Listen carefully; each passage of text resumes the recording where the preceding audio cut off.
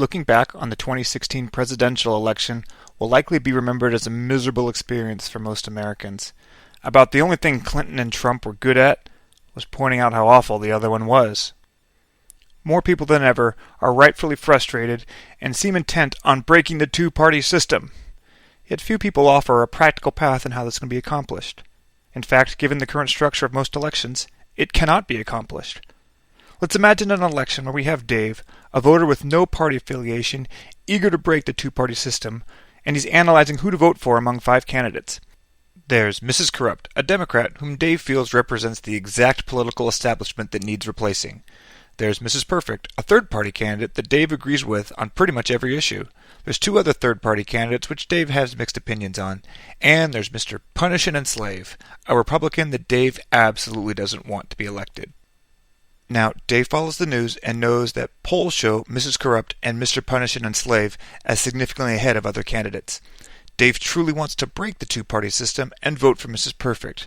However, Dave is terrified by the idea of Mr. Punish and Enslave taking office.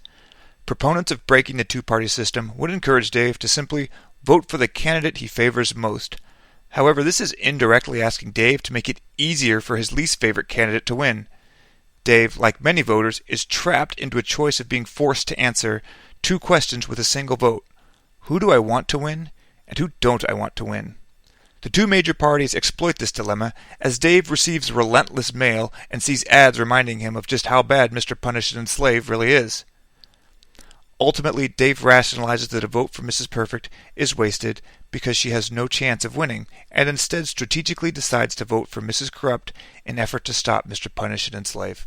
Dave's desire to not waste his vote is completely rational, and it's exactly how we have arrived at a two-party system.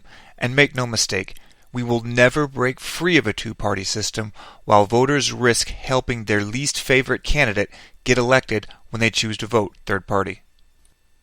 The true problem lies within the method in which voter opinion is captured. Like many voters, Dave doesn't exclusively support a single candidate. Dave has conditional support for several candidates based on who is contending.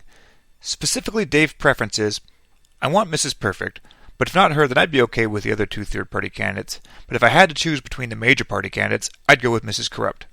Yet Dave is forced to simplify his position with a single vote, which usually either leaves him voting for a candidate he doesn't like or helping a candidate he dislikes the most. The solution is actually quite simple. Give voters more than one vote. While this may seem completely crazy, it's actually incredibly more sensible and gives voters a much bigger voice in elections. The process is known as instant runoff voting, and it allows voters to choose more than one candidate, ranking them by favorability. Let's replay Dave's election again with instant runoff voting. Without the fear of wasting his vote, Dave obviously ranks Mrs. Perfect first, then decides to rank the 2 third-party candidates second and third, and then Miss Corrupt is fourth, and doesn't even assign a rank to Mr. Punish and Enslave. Instant runoff voting is essentially a series of election rounds executed repeatedly with the lowest supported candidate being eliminated after each round. As candidates are removed from the field, voters' highest ranked remaining candidates are counted in each round. This process continues until a single candidate receives 50% of the vote or only one candidate remains. So in Dave's case, if after the first round Mrs. Perfect receives the lowest support, Dave's votes for the 2 other third-party candidates would be counted during rounds 2 and 3. Let's assume the majority of voters actually share Dave's opinion of wanting to break the two-party system, but they don't agree on which third-party candidate to support. Under current conditions, these third-party defectors would likely fail to break the two-party system even though the majority of them want anyone but a Republican or a Democrat. However, with instant runoff voting, these third-party supporters would eventually compile enough support behind a single candidate in later rounds to break the two-party system.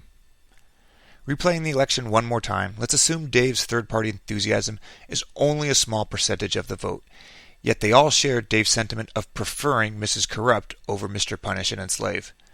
Notice that if this were under the current system, this small percent could indeed be the difference between Mr. Punish and Enslave winning and losing. Yet with instant runoff voting, the third-party voters don't risk empowering their least favorite candidate, as their preference of Mrs. Corrupt over Mr. Punish and Enslave is counted when these 2 candidates are the only remaining members in the field.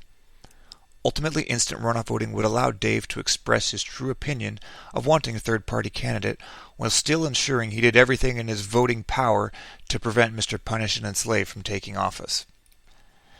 As a result, third-party candidates would undoubtedly receive far more votes, more media attention, possibly even win some races, and ultimately dislodge the two-party system gridlock. Instant runoff voting is gaining popularity, being used in major cities like San Francisco and Minneapolis. Predictably, the biggest opponents of instant runoff voting are the two major political parties themselves. Their defense is that instant runoff voting opens the door to potentially fringe third-party candidates with catastrophic consequences. But when you look at the two candidates nominated by both parties in the 2016 election, many Americans believe that the catastrophe has already arrived.